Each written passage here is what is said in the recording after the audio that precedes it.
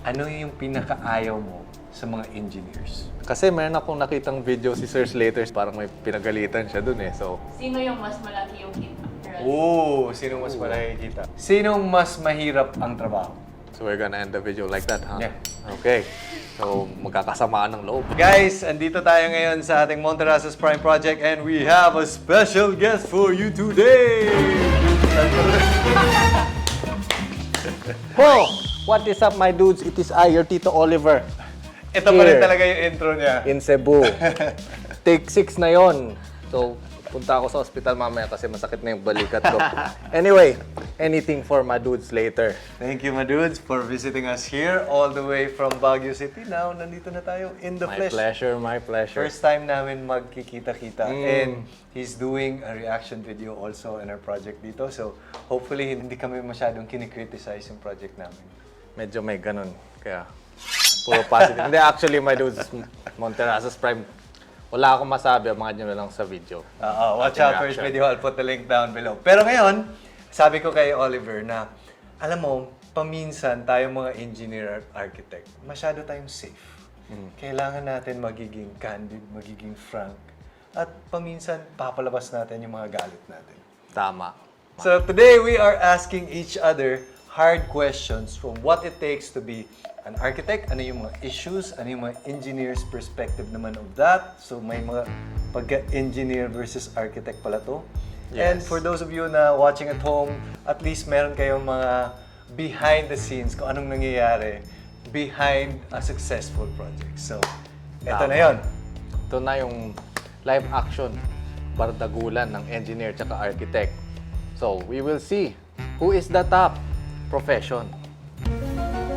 Pero para sa akin talaga, engineer pa rin talaga. I cannot agree. Yes. Because my mother is an engineer, so conflict yung interest, my dudes. I guess pantay lang yung architect and engineer, in my opinion. We both have our strengths. Pero architect pa rin siya. Ito first hard question ko. Kasi dito sila nahihirapan, especially yung mga students na nagde-decide pa kung ano yung mga course na ano nila. Sino ba talaga ang magli-lead ng isang project? Si architect ba o si engineer? Nako, that is the hardest question inuna mo. Siyempre, yung sagot ka dyan, it depends. Kung, siyempre, sino yung unang nilapitan ng ating client. Or it depends dun sa setup. So, kung si client lumapit unang kay architect, si architect yung magbibuild ng team, and vice versa kung sa engineer siya nauna or kung sino man siya lumapit. Pero, remember, dapat laging meron kayong professional, my dudes. Para Ikaw, sa my dude. akin naman siguro, ano siya, sa architect, when it comes to all the drawings and all the design, manggagaling kay architect yan, syempre. Pero sa mga structural side kasi, si engineer kasi yung gumagawa, na just to make sure na matibay. So, it depends nga talaga in terms of what aspect are you looking at. Yes. I like his answer. Very complimentary dun sa sagot Oo. ko. So there you go, my dude. Yun yung sagot namin. May judge kami sa likod. Sinong nanalo for this round? I-flash nyo sa camera. Sino ba yun? Tay, Nako. Maroon. Alright. Ikaw naman magtanong, Madud. Alright, my dudes. Dahil hindi ako ganun kagaling sa memorization, let me just bring out the notes. In one word, describe engineers. Pogi. Pogi. Describe architects. Mas pogi na lang. Nako. My turn. Engineers, math. Architects, design. Yan. Boom, halatang hindi ko pinag-isipan ng 3 hours sa aeroplano kanina. Eto, Madudes. Matagal ka nang nagde-design ng mga bahay. Ano yung pinakaayaw mo sa mga engineers? Mommy, if you're watching, turn off the TV. So, maging honest na ako, Maduda, Yeah, no para hard, at least no hard feelings ano natin. zone dito. Yeah, this zone is no hard feelings. So, isa sa pinakayaw kong parang pinaka-pet peeve ba sa engineers is yung pag nilalagyan nila ng structural elements yung pinaka-design. Na talagang, minsan kasi, parang sinasadya bakit nasa gitna ng living room yung poste? Yung structural element. Hindi ba pwedeng gawin na lang shear wall? Hindi, kasi mahal daw. Or hindi ba pwedeng gawing cantilever na lang? Hindi, kasi maraming safety concerns. So, I think itong pet peeve ko is unreasonable. Pero with the proper engineers, pwede namang, you're gonna work it out together and come to a compromise na kung ano yung gusto nyong dalawa, yun yung masusunod. Kasi minsan hindi talaga may iwasan na lagyan ng poste in the middle of the floor plan. So, yeah, yun yung pinaka talagang pet peeve ko when it comes to dealing with engineers. What about you, my dude? Ako baliktad. Baliktad? Baliktad naman ako. Yung pet peeve ko is yung sinasadyang exhibition, yung ginagawang exhibition yung design, tapos parang kaya pero baka magka-crack yan. Baka may safety issue yan. So, I think dun siguro yung may away yung engineer at architect ng konti. No? That's why there's a conflict because yun nga, si engineering safety, si architect yung design. So, kailangan ibabalance natin. Yeah, tama. So there you go, my dudes. Sinong nanalo, Sir Jan? Ayan! Ayun! Panalo si Sir Slater. Next question. Babawi tayo, my dudes. Sige, next question. Yung question mo naman is, ano ang pet peeve mo sa fellow engineers? Paminsan, kami mga engineer, we tend to be as overly safe as possible. It's a good training naman na parang at least super safe tayo sa ating mga bahay. Pero paminsan it gets taken to a different level. Na parang OA na siya sa pagiging conservative. So, hindi na siya binibilang ng maayos. Hindi na siya nagiging economical. Kumbaga. That's such a good answer, guys. Nakalimutan ko na yung isasagot ko doon sa akin. So, Ikaw naman, pet peeve mo sa fellow architects mo. So, yung pet peeve ko sa fellow architects na parang napansin ko rin sa sarili ko is we tend to parang over-explain and over-complicate stuff.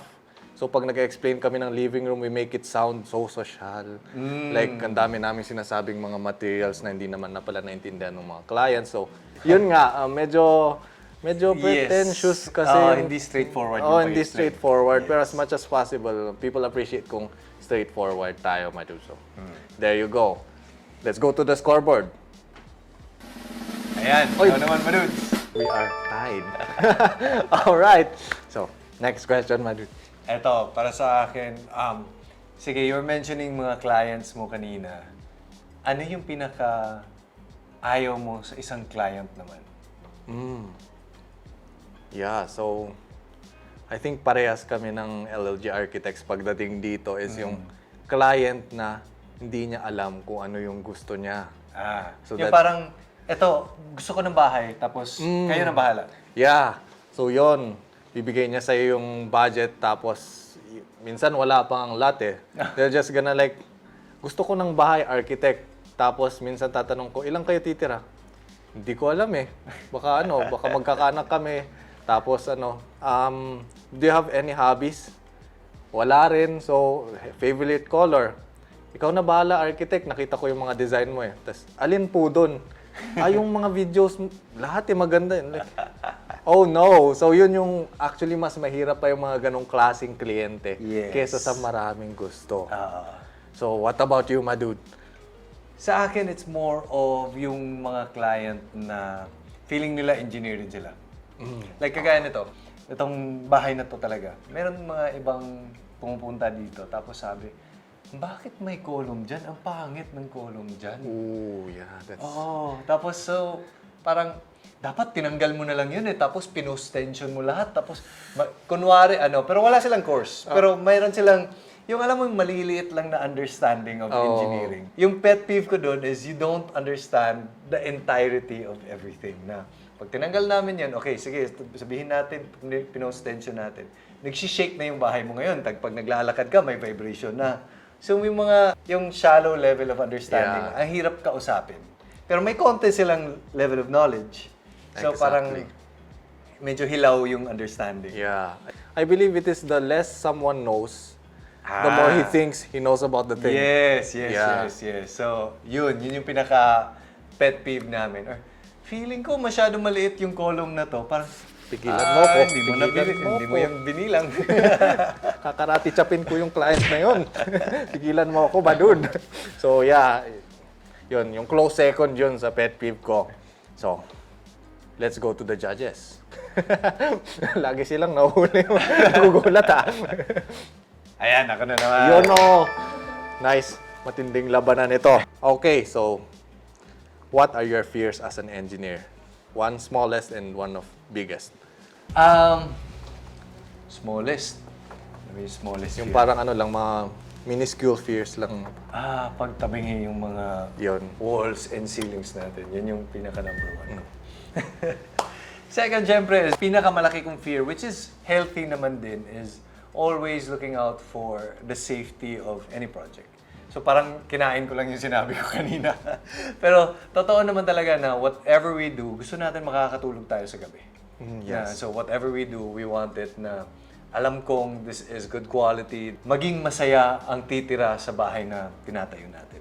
Diba? So whenever there's calamities, earthquakes, kasi kadalasan hindi pumapasok for the layman na when we design something as an engineer, it's not to design na tatayo siya ngayon. Kailangan tatayo siya kahit may lindol, kahit may bagyo, ganyan na level talaga. So yun. I like that. I like that answer. So, para sa akin naman, yung smallest fear ko is siguro disapproval nung client. Like, pag nag-submit ako ng unang draft, May like, revision. pangit lahat. Yung mga ganon, yun yung parang, oh no. Tapos, biggest fear ko is siguro yung may maaksidente sa workers ko na like yes. really severe na God forbid may mangyari sa kanila. So, yun talaga biggest fear ko. Kaya every time may gagawin kaming shear wall na papahukay ko, talagang pinapadamihan ko yung formworks doon para safe na safe sila. Because one time, story time muna tayo. Sige, go. Meron kaming worker na meron siyang yerong hawak. Tapos, it slipped. Kasi parang naka-clamp lang. And it slipped, tumama dito niya. Tapos, bumuka. So, kinailangan namin itakbo sa BGH. So, magmula nun talagang every time meron silang ginagawa, supervise ko na closely. Kasi minsan yung foreman wala doon. So, sa'yo magre-rely yung workers mo to keep them safe. Because kahit sila mismo, hindi nila makikita na delikado na pala yung ginagawa nila because they're too close to it. So, kailangan nung outside perspective. So, yun yung aking biggest fear. Ito naman, Madudes. On a lighter note, pero hindi masyadong light. Ano yung pinakaayaw mo as a YouTuber? That is such a good question at bigla tayong lumayo sa architect. Di ako handa doon na saglit. Palitan ko yung architect Lian. Bambyo bigla. So, aksidente. Yan, YouTuber Lian, engage. Okay, so, as a YouTuber, I believe, I'm sorry sa mga fans, pero yung yung the fame side. Yeah. Kasi parang, minsan, kumakain kami sa restaurant and then may mga dumadaan na nakatingin lang. So, I don't know if I'm gonna say hi or hindi pala sa akin nakatingin. So, yun yung pinaka parang Na-awkward ka. Mahihain ka kasi. Yeah, tas minsan hindi ko sure na meron ba akong tinga pag smile ako, pag magpi-picture with other guys. Pero I love taking pictures with the fans, lalo na yung nakakakilala sa akin. And especially yung mga taong tumatawag sa akin ng Lian because most people call me Oliver. Pag Lian yung tawag, alam mo, kilalang-kilala. Yeah, and I'm like, oh, nice. Pero pasensya na kung hindi ako ganun kagaling sa small talk, guys. So, there you go. Yun yung talagang isa sa downsides ng YouTube. Aside from that, everything else, I enjoy it. What about you, Madu? Sa akin, ang dami. No. Oh, no. Huwag kayo mag-unsubscribe, guys. Hindi. So, to be honest, sobrang thankful naman ako sa YouTube. Like, everything that we are doing is parang nakakatulong din mag-push forward sa ating mga respective fields, di ba? Pero, paminsan, it takes a toll din. Behind the scenes, it's very time-consuming. So, kinakain yung oras ko sa pamilya, sa So, if napapansin nyo, bihira na lang ako nagpo-post. So, that is because gusto ko quality lang palagi ang pinopost ko. Pero, kahit ngayon, may mga special things lang tayo. I feel so special, guys. So, sa akin is, instead of having content every week, gusto ko na, okay, pagpipilian ko, pero maganda. Yun yun yung compromise ko naman dun. Alright, so, there you go. Nakalimutan na namin yung score. Let's just say that it's a tie. So, tuloy na lang natin. Kalimutan na natin yung scoreboard. Okay. So, meron tayong hinanda na Yun eh. ito talaga yung mga pinili eh. Okay. So, who's more likely to? So, may mga tanong tayo. Who's more likely to? Is it an architect or Oliver or si Slater? Alright. Ay, Okay. sige. Who's more likely to mag-cutting class nung college? Mag-cutting class sa college. Ako eh. Ikaw din? Yeah, actually. Ako, Counter-Strike at StarCraft yun. Uy, ako Counter-Strike tsaka Dota. Dota Dota, pala. yun. Hindi pala StarCraft, Dota. Talagang, I'm sorry, ang dami kong na-drop na class cards dahil dyan sa games na yan. Pero, sulit naman. I enjoyed myself. Who's most likely to maging university professor? Feeling ko, Oy, Bakit? okay, so si Sir Slater, napakagaling ng explanations niya eh, tapos very succinct. direct to the point, which is, ganun dapat sa college professors because kung mermang nanonood na college professor at natamaan ka, I'm so sorry, pero minsan pag mas lumalayo sa point, mas inaantok ako. So, dapat dun agad sa punto at mas marami ka pang madidiscuss. So, there you go. Sir ako Slater. pareho tayo. Actually, that's why pinili kita. Kasi, Oh. syempre, for you to be able to explain a lot of mahirap na mga terms sa YouTube videos, di ba? So, appear na lang tayo. Thank you, my dude. Thank you. I think we're connecting on a cellular level. Hindi pa Hindi pa tumama. Who's most likely to natutulog sa klase? Natutulog sa klase. 3, 2, 1. Ay. Yeah, so tulad So- nga ng sabi ko kanina, pag matagal mag-explain yung professors, tulog ang inyong tito. Oo. Yeah, pareho lang siguro kami. Yeah. Who's most likely to magkikipagsagutan sa professor ng college? Dahil nagawa ko talaga to, merong mga explanation. Kasi syempre, ako medyo nasa field din ako. Habang nag-aaral ako, nagtatrabaho na rin ako. So parang paminsan, respectfully naman, tinatanong ko talaga sila. Or parang, sabi, parang ganito, ganyan. Pero respectfully. Yeah. Kasi meron akong nakitang video si Sir Slater sa PBB, parang may pinagalitan siya dun eh. So feeling ko talaga very headstrong and ano si Sir Slater. So, Parang paminsan kailangan natin sa construction yun eh. oh, Dami kasi kailangan. natin. So I'm working on it, guys. Ngayon, hirap pa rin akong magalit sa mga workers. So ang ginagawa ko, Pa-practice na natin. yeah, na-practice ko, tapos nagpapalaki ako ng katawan para pag binato nila ako ng CHB, boom, salo. So, ngayon, maliit pa tayo. So, medyo shy type muna tayo. Sino mas magaling magbasa ng plano? Ganito na lang. Architect o engineer ang mas magaling magbasa ng plano? Sa tingin mo? Okay. So, for me, nako. Engineer? Agoy, dito tayo. Yan na eh. Dito tayo eh. Roll up our sleeves. Stretching. I'm more of a kicker, guys. So, stretching. Okay, so, Okay. architects, because, you know, drafting.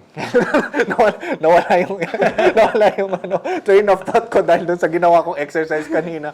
So, I think I have to say architects because usually, ang mga drawings ng architects is kami na yung gumagawa ng plano and binibigay lang sa amin ng engineers. Based on my experience lang ito, my design dito, pangkalahatang pangyayari. So, bibigay sa amin ng engineer yung nakastaad lang. So, parang line diagram lang siya. Then Tas saka namin tinatranslate nyo. Itatranslate pa namin. Tinatranslate nyo pala yun. Hindi ko alam yun Oo. Bigay na lang ko na lang. Nako! There we go. Panalo. Kasi 'di ba pag mga plano, mayroong mga architectural plans. Alam ko mas magaling kayo doon. Pero pag structural plans, a lot more complicated kasi yung top bar, like mid beam, mga whatever, mga dami mga terminologies, 'di ba? Pero pag tinatranslate niyo pa 'yun, mas alam niyo siguro. Well, now that I think about it, I Mga think stirrups, mga spacing, OC, mga ganyan. magbabago na yata ako ng sagot kasi mas magaling magbasa ng plano, hindi na kailangan i-translate.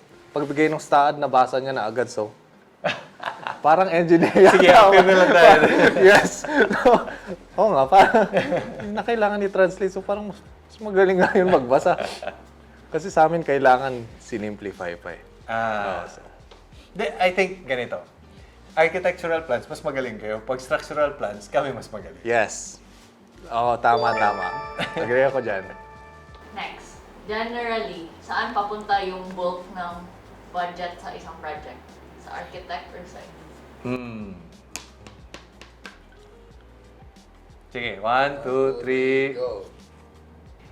Ganito, pag mga high-end projects, it's always the architect. Kasi mas marami tayong nilalagay. May mga marble, may mga ganyan. Pag more conservative na mga houses, more likely, mauuna yung structure, yung safety, yung Yeah. So, sa engineer naman. Yeah. Also, yung finishes is, ano lang siya, parang balat lang siya. Oo. So, yung structure, dun talaga pumupunta lahat. So, yun yung sisiguruhin natin na hindi magigiba within, a certain amount of time or kahit magkalindol ng 9.0 talaga. So, yung mga architectural, last na yun. Ito. Sinong mas palaging nasa site? 3, 2, 1. Yes. Agree pala kami. Yeah, agree kami doon. Pero case-to-case basis eh. Depende. Sa simula, ito talaga. Yeah. Sa pa-finishing, kayo na. So, follow-up question ko dyan, sino ang hindi naaarawan? Naaarawan. Sige. 3, 2, 1. Yes. So, sino mas maputi? Yeah, well, oh, Ay, pareho lang. halos parehas lang. Parehas kami din naaarawan. So, architects usually kasi papasok kami pag nagawa na yung structure eh. So, meron na kaming slabs and usually roofs. Tumitingin na lang sa finishing, ganyan. Yes. And naaarawan ka lang noon pag excavation eh. So, engineers usually yung mga nandun. So, there you go. Okay. Question na feeling ko maraming gustong sino yung mas malaki yung kita? Ooh. Generally. Sino mas malaki yung kita? Engineer or architect? So, sinong mas malaki yung kita? Architect or engineer. 1, 2, 3. Wow! What? Bakit? Para sa akin, on a bigger scale, mas si architect eh. You have the superstar architects. Pwede mong magiging like sila Renzo Piano, mga Frank Gehry, syempre sila Yeah, yung mga... very, very Sa engineer naman, meron naman din, pero feeling Yeah. ko mas mataas pa rin yung si architect. Oh yeah, mas marami. No. Mga popular na architects. Yes. Or what And they call... pag may mga project, ang sinasabi kasi, sino architect dyan? Yeah. Hindi yung sino engineer niyan. Yun lang. When it comes to some of the smaller projects, engineer, kinukuha nila kadalasan, they forgo the architects. Minsan nga engineer patawag sa akin eh. Basta nasa site, people think na you're an engineer. So, parang mas marami yung nagagawa ng mga engineers when it comes to like quantity. Like, mas marami kayong projects na nagagawa. And then, depends case-to-case basis kung sino yung mas malaking kita. Pero sa tingin ko, architect pa rin. I-quantify na lang natin. So, per project, usually architects, kumukuha kami around 10% of total construction cost. Pag engineers, ang alam ko usually ganun din eh. Hindi. Per square meter lang yun. Per Structural, square- we're talking about structural engineering. Hindi Okay. sila percentage of. So, architect. Okay, so pag ganun yung usapan, my dudes, mukhang architect na. Pero yung 10% pa minsan hindi ginagamit dito. No? Yeah, hindi. Kasi natatakot yung mga tao eh. Once na sinabi mo 10%, parang, no, laki nun na. Last question. Sinong mas mahirap ang trabaho? Oh. So we're gonna end the video like that, huh? Yeah. Okay. So, magkakasamaan ng loob. Sinong mas mahirap ang trabaho? Alright. 3, 2, 1.